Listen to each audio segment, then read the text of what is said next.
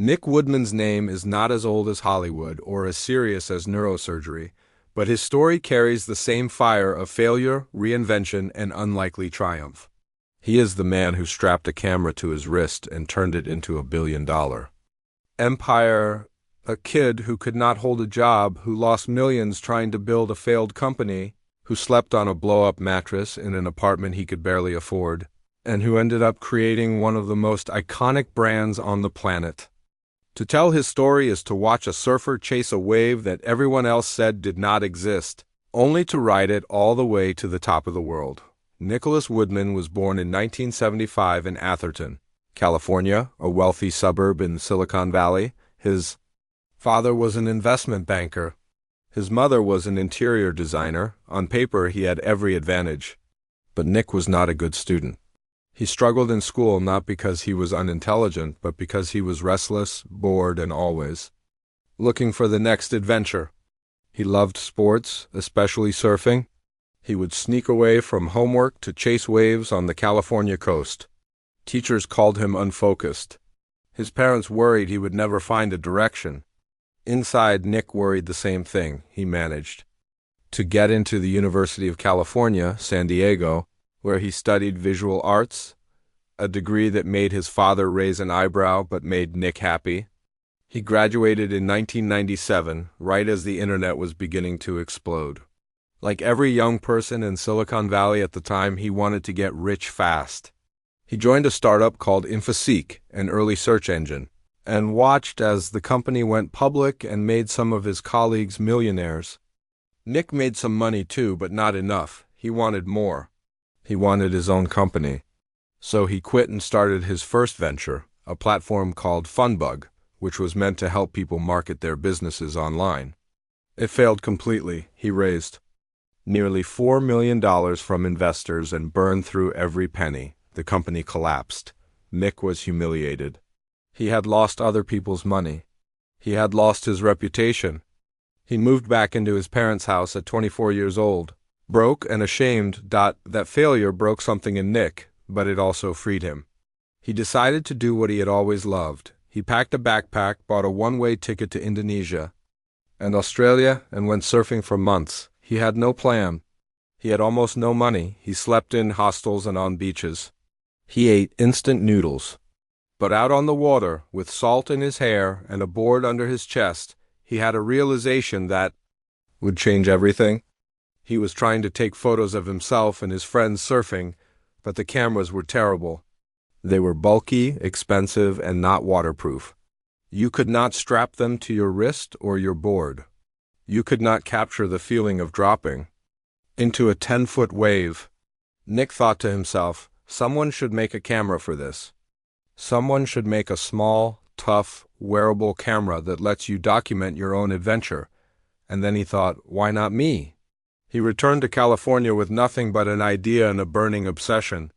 He borrowed $20,000 from his father, who by then had learned to trust his son's crazy instincts. He also borrowed money from his mother. He maxed out his credit cards. He moved into a small apartment with his wife, Jill, and they slept on a blow-up mattress while Nick worked day and night. He began experimenting with camera straps made from old wetsuits. He bought cheap point-and-shoot cameras and tried to figure out how to make them durable and wearable. His first prototype was laughable, a plastic box with a rubber band and a lens. But it worked well enough to prove the concept. In 2004, Nick Woodman officially founded a company he called GoPro. The name came from his surfing days. He wanted to give athletes a pro point of view, the perspective of the person living the action, not watching it from the shore. The first GoPro camera was called the Hero. It was a simple 35mm film camera housed in a waterproof case. Nick went to trade shows and surf shops and sold the cameras out of the trunk of his car. He would drive up and down the California coast, showing the product to anyone who would listen. Shop owners laughed at him. They said no one would pay for a camera that only took low-resolution photos. They said the market was too small. Nick kept driving. The breakthrough came in 2005 when GoPro released its first digital camera, the Digital Hero. It could capture video, not just photos. Suddenly, Skiers, snowboarders, motocross riders, and surfers could record their runs and watch them back in real time.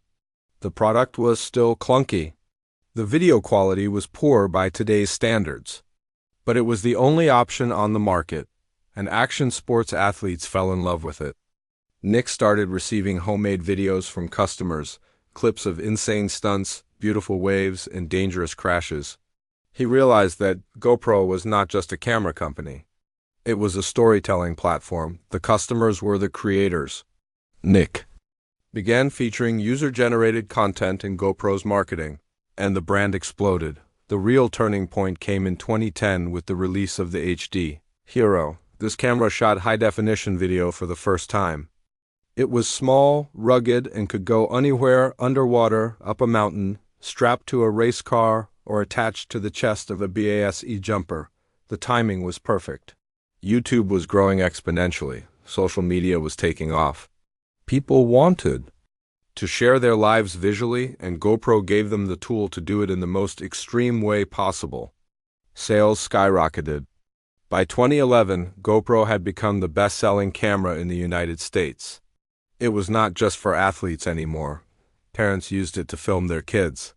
Travelers used it to document their trips. Pet owners strapped it to their dogs. The little surf camera from a failed entrepreneur's apartment had become a cultural phenomenon. In 2014, Nick Woodman took GoPro public. The IPO was a massive success. The stock price more than doubled on the first day, and Nick's net worth soared to nearly $3 billion overnight. He had gone from sleeping on a blow-up mattress to becoming one of the richest people in America in less than a decade.